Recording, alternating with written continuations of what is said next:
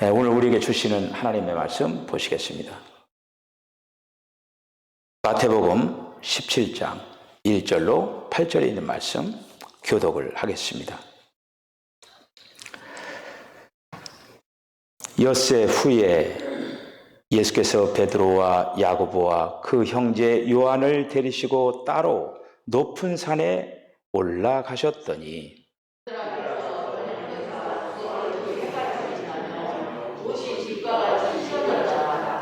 그때에 모세와 엘리야가 예수와 더불어 말하는 것이 그들에게 보이거늘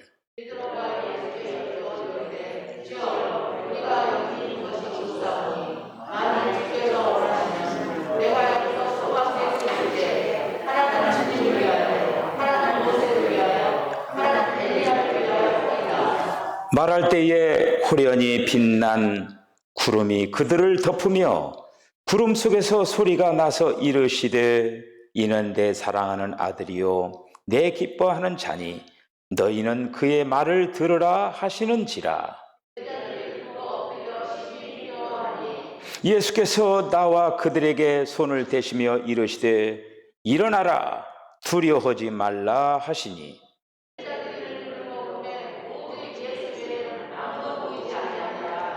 아멘.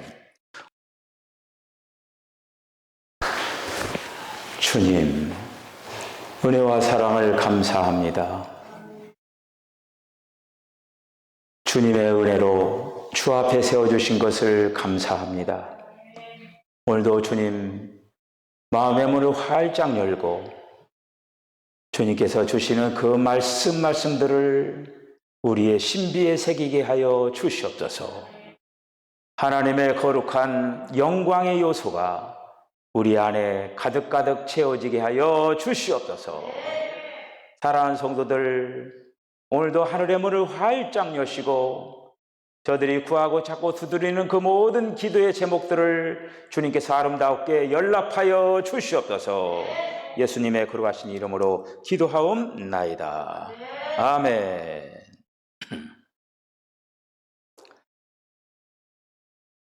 네, 설 명절 잘 보내셨습니까? 할렐루야. 네. 오늘도 주님이 저와 여러분의 영을 분발시켜서 신앙생활 아름답게 더욱더 잘 감당할 수 있도록 우리 주님께서 은혜 베풀어 주시기를 원합니다. 대개 다 그 명절을 지내고 나면은 어쩐지 뭔가 이렇게 또 뭔가 힘들고 또 영적으로도 좀 늘어지는 것 같고 그런 시간이 명절을 지키고 나서 맞이하는 그 첫 번째 주일입니다. 오늘 우리 주님께서 저희들에게 은혜를 베풀어 주셔서 우리가 더 주님께 주시는 은혜를 아름답게 공급받는 귀한 시간이 되어주시기를 바랍니다. 오늘 본문에 있는 말씀은 예수님께서 이 땅에 오셔서 예수님이 실제로 변모하시는 그러한 모습을 변화산에서 보여주신, 그렇게 해서 그 실제적인 그 체험을 베드로와 요한과 야고보가 같이 경험하는 그러한 사건입니다. 오늘 본문 말씀에 보면은 엿새 후에 예수께서 베드로와 야고보와 그 형제 요한을 데리시고 따로 높은 산에 올라가셨더니 이렇게 말씀을 하고 있습니다. 이 산이 어떤 산일까? 이 산이 추정하기는 마태복음 오늘 본문이 마태복음 17장입니다. 그런데 그 앞에 16장이 있죠. 16장에 있는 말씀을 보면은 예수님께서 제자들과 함께 가이사랴 빌립보 지역을 가는 거예요. 가이사랴 빌립보 지역을 가서 너희들이 나를 누구라고 하느냐? 그때 이제 베드로가 주는 그리스도시요 살아계신 하나님의 아들이십니다. 이런 어떤 고백을 하면서 거기에서 그 고백 위에 내 교회를 세우겠다. 교회와 그리스도에 대한 어떤 그 계시의 말씀을 전하는 그 장소가 가이사라 빌립보라고 하는 거예요. 가이사라 빌립보라고 하는 지역은 헐몬산, 이스라엘에서 가장 높은 그 헐몬산 중턱에 있는 그런 지역이 가이사라 빌립보라고 하는 그런 어떤 지역입니다. 이것으로 볼 때에 높은 산에 오르셨다라고 하는 그러한 말씀을 보면서 헐몬산이 아니겠는가, 그러한 이제 생각을 이렇게 해봅니다. 우리가 신앙의 경주를 하면서 이 변화산의 이 체험이라고 하는 것이 굉장히 중요한 사건이라고 말씀을 드릴 수가 있습니다. 신앙생활하면서 이 변화산의 이런 체험이 우리에게 꼭 필요한데, 그 필요한 이유들을 오늘 말씀을 통해서 나누면서 은혜 받는 시간이 되어주시기를 바랍니다. 첫째는 뭐냐면은 우리의 궁극적인 변화를 기대할 수 있기 때문에 그렇습니다. 궁극적인 변화. 신앙의 마지막 목표 지점에 있는 그 목표를 예수님이 보여주신 거예요. 너희들의 신앙의 궁극적인 그 목표는 바로 나와 같이 변모하는 그러한 모습을 제자들에게 보여주신 거예요. 그래서 제자들이 이 변화산상에서 체험했던 이 체험, 오늘을 살아가는 우리 성도들에게도 분명히 이런 신앙의 체험이 중요한 그러한 모델이라고 말씀을 드릴 수가 있습니다. 제자들은 산상에서 예수님이 변모한 모습을 직접적으로 목격을 했어요. 목격을 하고 영광스러운 그 변모의 모습을 봅니다. 그때 본 광경을 이렇게 표현하죠. 그들 앞에서 변형되사 그 얼굴이 해같이 빛나며 옷이 빛과 같이 희어졌더라. 여러분, 예수님은 이 땅 위에 오신 하나님이십니다. 그러시죠? 예수님이 이 땅에 오신 하나님이셔요. 다만 인성을 입으시고 예수님이 인간의 그 모습으로 이 땅에 오신 거예요. 그의 영광이 그 인성 안에 있는 거예요. 하나님이 그 안에 계셨다라고 하는 거예요.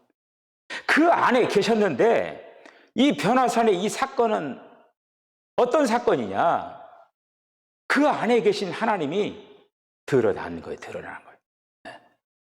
하나님의 그 모습이 드러난 거죠. 영광스러운 모습이 나타난 거예요. 나타났는데 거기에서 너무너무 베드로가 세상에 태어나서 그런 모습은 처음 보면서 깜짝 놀라면서 거기서 4절에서 뭐라고 말씀하냐면은 베드로가 예수께 여짜오되 주여 우리가 여기 있는 것이 좋사오니 만일 주께서 원하시면 내가 여기서 초막셋을 짓되 하나는 주를 위하여 하나는 모세를 위하여 하나는 엘리야를 위하여 하사이다. 이렇게 하면서 말씀을 하는 거예요. 모세, 엘리야를 이제 등장을 합니다. 구약의 율법의 상징으로 모세를 얘기하는 거예요. 그리고 선지자를 상징할 때는 엘리야. 두 분 다 이 땅에서 그 장례를 지내지 않고 하나님께서 한마디 친히 이렇게 들림 받던 그 영혼들이 모세, 엘리야. 모세도 하나님이 장례를 치렀고 엘리야는 아예 하늘로 그냥 올라갔고 그러한 사람들이죠. 그런데 오늘날 이 시대에 이 모세와 엘리야가 어떤 의미를 가지고 있느냐? 구약에 있는 것들은 그림자, 예표, 실제가 아니에요. 그런데 신약에서 실제이신 그리스도가 나타나셨습니다. 할렐루야. 실제. 그러니까 이 실제이신 그리스도 안에 율법 그리고 선지자 이 모습이 실제이신 그 예수님에게 있다라고 하는 거예요. 모세가 얘기했던 율법 뿐만 아니라 엘리야가 외쳤던 그 선지자의 역할.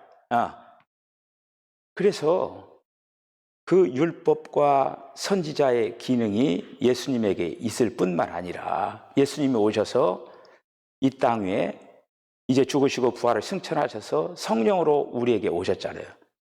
그런데 요한복음 고린도서 15장 45절에 있는 그 말씀을 보면은 예수님이 생명 주시는 영으로 오시는 거죠. 생명 주시는 영, 살려주는 영.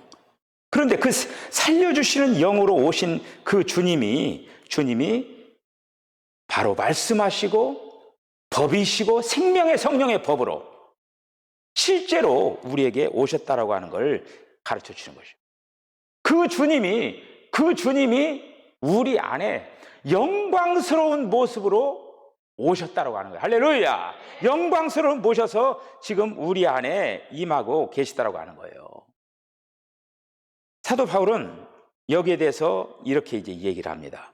우리가 예수의 영광을 본다라고 하는 거, 예수의 영광을 본다라고 하는 거는 여기에서 끝나는 것이 아니다. 영광을 바라보는 자마다 그 영광의 형상을 담게 된다라고 하는 거기까지 이제 바울은 전진을 시키는 거죠. 그래서 고린도후서 3장 18절에 있는 그 말씀을 보면은 우리가 다 수건을 벗은 얼굴로 거울을 보는 것 같이 주의 영광을 보매 그와 같은 형상으로 변화하여 영광에서 영광에 이르니 곧 주의 영으로 말미암느니라. 영광의 예수님을 바라보고 살아갈 뿐만 아니라 성령께서 우리 안에 영광의 그 모습으로 우리 안에 임하셨다고 하는 거예요. 할렐루야. 여러분들이 특별히 이제 이 기독교는 체험의 종교입니다. 체험의 종교. 체험을 해야 돼요. 실제적으로 체험을 해야 돼요. 교리적으로 외워가지고 그걸 믿고 그게 아니라 실제적으로 여러분들이 지금 실제로 계시잖아요. 저도 지금 살아있으니까 지금 말을 하는 거 아닙니까? 죽었으면 말을 못 하는 거죠. 실제가 아닌 것들은 어떤 인격적인 어떤 대화를 할 수가 없어요. 그런데 우리 안에 오신 그 영광스러운 그 성령님은 실제이시라고 하는 거예요. 실제. 모셔놓고 거기에다가 이렇게 하는 게 아니라 실제로 우리들의 그 모든 생각을 일거수일투족을 같이 이렇게 분거동락하면서 같이 살면서 같이 말씀하시고 그렇게 하신다라고 하는 거죠.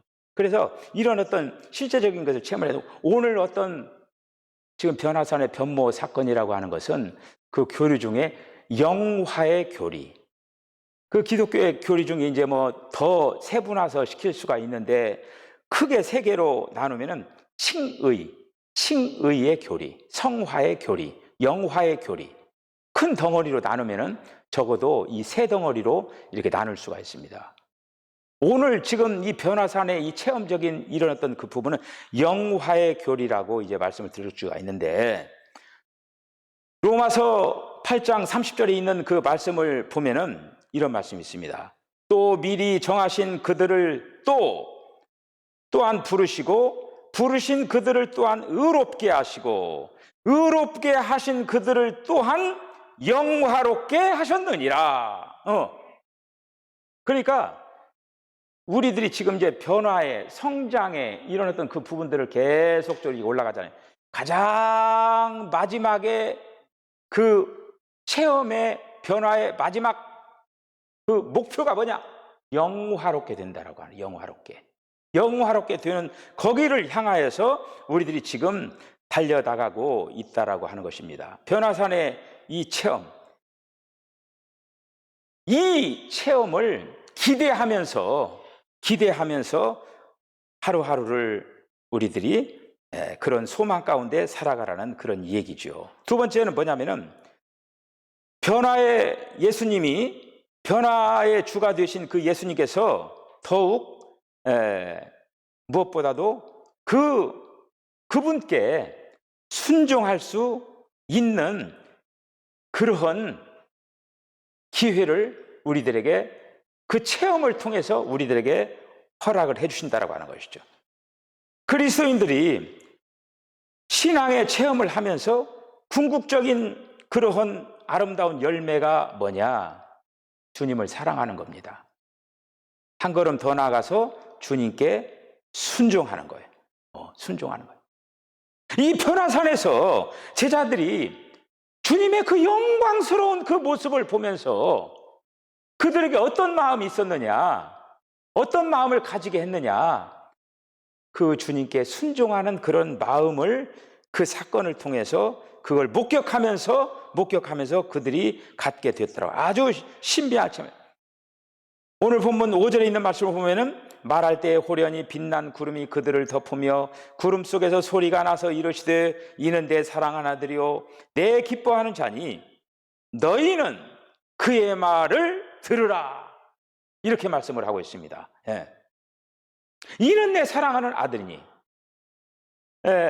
어떻게 보면은 하나님 아버지의 선언인 거예요. 예수가 바로 하나님의 아들이다. 바로 내가 말하는 그 하나님의 아들이다 하면서 변형되신 그 예수님을 사람들이 사람으로만 보고 하나님이신 것을 알지를 못하잖아요.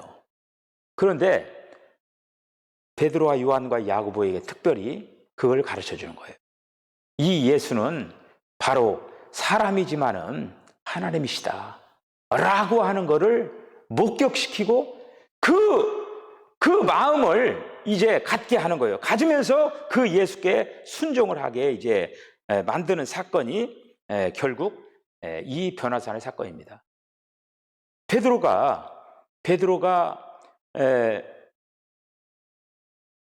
마가의 다락에서 성령의 체험을 한 뒤에 어떤 복음을 전했느냐? 부활의 복음을 전했습니다. 부활의 복음을 전했어요. 부활의 복음을 전하면서 그 초대교회 성도들에게 그런 고난과 핍박과 환난 속에서도 죽음 후에 이후에 있는 그 부활을 소망하면서 그 핍박 시대, 그 고난을 견디도록 그렇게 그들에게 담대하게 말씀을 전한 걸 볼 수가 있습니다. 여러분, 우리가 그 주님을 체험하고 주님을 만나고 이런 어떤 그 체험으로 단순히 끝난다라고 하면은 의미가 없는 거예요. 체험을 하면은 반드시 이어지는 삶의 바로 진정한 엮어짐이 있어야 되는데, 그 엮어짐이 뭐냐? 말씀 안에서 순종하는 삶입니다. 말씀 안에서 순종하는 삶을 살아야 된다고 하는 거예요. 알기는 아는데, 믿기는 믿는데, 만약에 순종이 따르지 않는다고 하면은 아는 것과 그리고 또 믿는 것 그 자체에 대한 열매가 아니라고 하는 것이죠. 그래서 우리들은 체험하는 것도 이제 중요하고 체험해야 되고, 그러나 그 체험을 통하여서 우리들이 날마다 순종의 제사를 드리는 그런 자들이 되어야 될 줄로 믿습니다. 예수님께서 그 12 제자가 있었잖아요. 12 제자들을 다 데리고 가지 않았어요. 그 중에 베드로와 요한과 야고보를 특별히 3명을 한마디로 뽑아가지고 그들에게 이런 체험을 시킨 거예요. 거기에도 귀한 의미가 있습니다. 그래서 그날의 그 체험, 그날의 이 엄청난 이런 어떤 체험을 베드로 자기가 쓴 서신에서 이렇게 표현하고 있는 거예요. 베드로 후서 1장 18절 19절에 있는 말씀을 보면은 그가 변화산의 체험을 얘기를 합니다. 체험을 소개하고 있는데 그가 어떻게 소개하고 있냐면은 이 소리가 우리가 그와 함께 거룩한 산에 있을 때에 하늘로부터 들은 것이라. 또 우리에게는 더 확실한 예언 말씀이 있어 어두운 데를 비추는 등불과 같으니 날이 새어 샛별이 너희 마음에 떠오르기까지 너희가 이것을 주의하는 것이 옳으니라. 아멘. 그러니까 베드로가 그 변화산에서 체험할 때의 그 모습은 체험했는지 안 했는지 잘 알지를 못하잖아요. 그런데 그가 쓴 서신, 이 베드로 후서에 정확히 그때 뭔가를 체험을 했구나라고 하는 것을 분명히 가르쳐주고 있는 걸 볼 수가 있습니다. 제자들이 눈을 들어보매 8절 오직 예수 외에는 아무도 보이지 아니하더라. 변화산의 체험의 결론, 오직 예수. 오직 예수. 오직 예수를 붙들고 오직 예수님의 말씀을 붙들고 살아가도록 체험을 주신 사건이 변화산의 체험입니다. 세 번째로 사실 이러한 체험을 그들이 하게 한 것은 예수님께서는 그들을 더욱더 견고하고 강하게 앞으로 다가올 그 고난 속에서 조금도 흔들리지 아니하는 그러한 사람들로 세우기 위해서 예수님은 그들을 세워야 하는 그런 어떤 마음을 가지고 그 체험을 하게 한 거예요. 이거가 우리가 흔히 신앙의 체험을 이렇게 이제 합니다. 하는데 그것이 여러분들은 오래 갑니까? 어느 정도 시간이 가면 내가 그때 주님을 정말 뜨겁게 만나고 체험하고 성령 체험한 것도 같고 이제 그런데 그것이 시들해지고 사라지고 그러잖아요. 이거가 우리가 신앙의 체험 그 하나가 계속적으로 주어진다면 얼마나 좋겠어요. 근데 체험했음에도 불구하고 그것이 마치 수증기처럼 날아가고 그러면서 어떤 전진을 하지 못하는 그런 경우가 많다라고 하는 것이죠. 그런데 문제는 뭐냐? 신앙의 체험을 하면서 우리가 신앙의 경주를 하면서 어떤 일들이 주어지냐면은 그냥 평탄하고 아무 일도 없고 순조로운 어떤 삶 속이 주어진다. 얼마나 좋겠습니까? 그런데 지금 우리들의 삶의 현장도 그렇지만 그때 예수님 당시에 지금 그 상황은 지금 고난이 그들 앞에 다가온다라고 하는 것을 지금 분명히 주님은 아시고 그런 것들을 준비시키면서 예배시키면서 그들이 잊을래야 잊을 수 없는 그런 어떤 신앙의 체험 예수님이 변모하면서 그 부활의 신앙의 어떤 체험을 그들에게 강력하게 인식을 시키면서 그 인식이 떠나지 아니하는 그런 어떤 아름다운 체험을 그 영광의 그 체험을 그들에게 하면서 고난으로부터 승리하게 하는 그런 어떤 원동력을 그들에게 주어지는 그 체험이 바로 오늘 변화산의 체험이라고 말씀을 드릴 수가 있습니다. 로마서 8장 18절에 있는 말씀을 보면은 이런 말씀이 있습니다. 생각컨대 현재의 고난은 장차 우리에게 나타날 영광과 비교할 수 없도다. 여러분 여기에는 두 쌍의 그 대조되는 말이 있습니다. 하나는 뭐냐면은 현재와 장차, 고난과 영광 이것이 대조가 되는 거예요. 바로 중요한 거예요, 이거가. 우리가 현재의 고난에 주저앉지 말아야 된다고 하는 거. 왜? 장차 우리들에게 예비한 영광이 있다고 하는 거. 할렐루야. 현재의 고난이 장차 우리가 누릴 그 영광과 좋게 비교할 수가 없다. 그러니까 우리가 이 현재의 고난을 참고 견디하고 이겨나가야 된다라고 하는 것입니다. 고난을 디딤돌로 딛고 위를 향해서 올라가야 된다라고 하는 거예요. 그 마틴 루터킹 목사님이 흑인들의 그 자유를 위하여서 그 일하다가 총탄에 그 맞고 쓰러졌잖아요. 그때 나이가 39살입니다. 39살. 39살에 불과해요. 그 39살에 그 마틴 루터킹 목사가 소천을 하셨는데, 그때 장례식 때 사람들이 이구동성으로 뭐 믿는 사람 그냥 신이라고 하죠. 그 신께서 왜 이 마틴 루터킹 목사를 왜 빨리 이렇게 데려갔느냐 하면서 아쉬움을, 안타까운 그런 마음들을 하나같이 다 남겼습니다. 좀 더 두시지. 그런 안타까운 마음을 가졌어요. 그런데 한 사람이 있었습니다. 그 한 사람이 이제 그 조사를 남겼는데, 그 사람이 누구냐면 윌리아 페리어라고 하는 사람입니다. 근데 이 사람이 이제 그 조사를 하는데, 먼저 마틴 루터 킹이 남긴 말을 인용하면서 시작을 합니다. 그 마틴이 이렇게 말을 하는 거예요.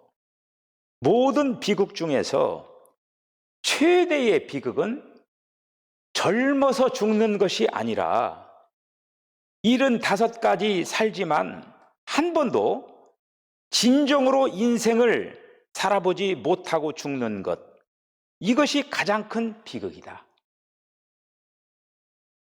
1929년부터 1968년까지 이 마틴이 살았지만 이 39년은 정말 짧은 그런 시간이었습니다. 39년은 자신이 한 일의 결실을 거두기에 너무나 짧은 시간이었습니다. 39년은 자신을 위해 수고를 아끼지 않은 부모에게 위로를 드리기에 너무 짧은 시간이었습니다. 39년은 자식들이 학교 공부를 마치는 것을 보기에도 너무나 짧은 시간이었습니다. 39년은 손자를 얻기에도 너무나 짧은 시간이었습니다. 그러나 마틴은 39년은 너무나 긴 시간이었습니다. 인종차별의 신뢰를 건디기에 39년은 너무나 긴 시간이었습니다. 39년은 긴 시간이었습니다. 하루에도 40번씩이나 전화 협박에 시달리는 그에게 39년은 너무나 긴 시간이었습니다. 끊임없이 정치적인 압력에 시달리던 그에게 39년은 너무나 긴 시간이었습니다. 하면서 조사는 계속됩니다. 마틴은 39년은 긴 시간이었을 뿐만 아니라 충분히 긴 시간이었습니다. 자신을 위협하고 폭탄을 던지는 이들을 위해 기도하기에 충분히 긴 시간이었습니다. 39년은 충분히 긴 시간이었습니다. 정의와 사랑을 알지 못하는 이웃들을 깨우치기에 충분히 긴 시간이었습니다. 39년은 15세의 대학에 들어가 4개의 학위를 받기에 충분히 긴 시간이었습니다. 39년은 결혼하여 내 아이의 행복한 아버지가 되기에 충분히 긴 시간이었습니다. 39년은 수만 명의 사람들을 모아놓고 수백 번도 넘는 감동의 연설을 남길 만한 충분한 시간이었습니다. 39년은 그를 따르는 20만을 이끌고 미국의 수도를 향해 자유와 평화의 행전을 이끌 만큼 충분히 긴 시간이었습니다. 39년은 그로 하여금 평화와 사랑의 가치를 인류에게 깨우쳐 노벨 평화상을 받게 하기에 충분히 긴 시간이었습니다. 39년은 그가 노벨상으로 받은 5만 4천 달러를 인류의 평화를 위해 사용하기에 충분히 긴 시간이었습니다. 39년은 그로 하여금 산의 정상에 올라가 인류의 평화의 꿈을 꾸기에 충분히 긴 시간이었습니다. 자, 여기서 이제 마지막으로, 왜냐하면 그가 마침내 꿈꾸는 영광의 산, 자유의 산, 그 정상에 도달했기 때문입니다. 그가 1963년 8월 28일 워싱턴 메모리얼 광장 100만의 인파 앞에서 그가 이렇게 얘기하는 거예요. 오늘 나는 꿈을 꾸고 있습니다. 모든 골짜기들이 솟아오르고 모든 언덕과 산들이 낮아지며 울퉁불퉁한 곳이 편편하게 되며 굽은 것들이 바르게 되고 주의 영광이 밝히 드러나 모든 사람들이 다 같이 그것을 볼 수 있는 그날을 꿈꾸고 있습니다. 이렇게 말을 합니다. 여러분, 그는 짧은 생애를 살았지만은 결코 짧은 생애가 아니었습니다. 오늘 이 시대를 살아가는 믿는 여러분, 여러분들은 주님을 어떻게 믿고 계십니까? 주님 앞에 영원한 영광의 비전이 있습니다. 그 비전을 바라보면서 이 현세에서 아무리 어렵고 힘든 일들이 있다 한들지라도 조금도 위축되지 말고 강하고 담대하게 그 영광의 주님을 바라보면서 올해 1년 동안 멋지게 승리하는 저와 여러분 다 되어주시기를 주의 이름으로 간절히 축복합니다. 기도하시겠습니다. 주님, 은혜와 사랑을 감사합니다. 영광의 주님을 바라봅니다. 힘들고 어려운 현실 속에서 그 어려운 현실 속에 저희들 파묻히지 않도록 주여 동행하시고 영광의 비전을 던져주신 그 주님을 바라보면서 이 땅 위에서 무엇보다도 소망의 삶을 살게 하여 주시옵소서. 우리 사랑하는 성도들, 어떤 가운데서더라도 올해 1년 동안 좌로나 우로나 치우치지 말고 뒤돌아보지 말고 변화산에서 보여주신 그 영광스러운 모습, 장차 나도 그 영광스러운 모습에 동참하는 그런 나임을 분명히 기억을 하고 더욱더 담대하게 살아나가는 우리 성도들 다 되게 하여 주시옵소서. 예수님의 거룩하신 이름으로 기도하옵나이다. 아멘. 이 세상 만물을 창조하시고 운영하시는 하나님께서 온갖 각지에 있는 저희들을 석성교회로 인도하여 주시고 또는 영상으로 기도와 찬송과 예배하게 하여 주심을 감사드립니다. 아멘. 또한 그리스도께서 높은 산에서 내려 계심이란 하나님 말씀을 선포함으로써 저희 마음을 열고 깨닫고 은혜 받고 성령 충만하게 하여 주심을 또한 감사드립니다. 아멘. 이제는 부활의 생명이신 우리 주 예수 그리스도의 은혜와 하나님 아버지의 마음과 가진 사랑과 성령님의 감동과 교통하심이 이 석천교회 의회 경건히 머리 숙여 예배드리고 있는 우리 성도들 머리 위에 그 가정 위에 자녀 위에 사업장 위에 이제부터 영원토록 함께 하기를 간절히 축원하옵나이다.